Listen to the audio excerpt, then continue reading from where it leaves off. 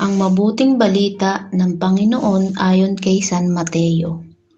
Nung panahong iyon, pagpasok ni Jesus sa Kapernaum, lumapit ang isang kapitang Romano at nakiusap sa kanya, "Ginoo, ang alipin ko po'y naparalisis. Siya'y nararatay sa amin at lubhang nahihirapan. Paroroon ako at pagagalingin siya." Sabi ni Jesus.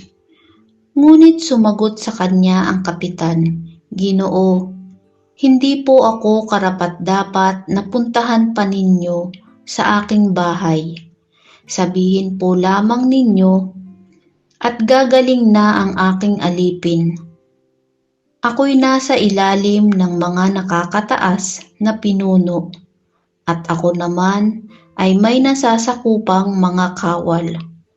Kung sabihin ko sa isa, humayo ka, siya'y humahayo, at sa iba, halika, siya'y lumalapit, at sa aking alipin, gawain mo ito."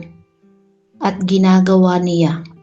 Namangha si Jesus nang marinig ito, at sinabi niya sa mga taong sumusunod sa kanya, "Sinasabi ko sa inyo na hindi ako nakatagpo kahit sa Israel ng ganitong kalaking pananalig.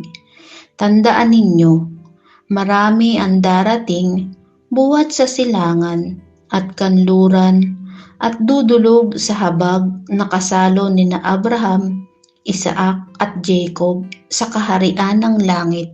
Ang mabuting balita ng Panginoon.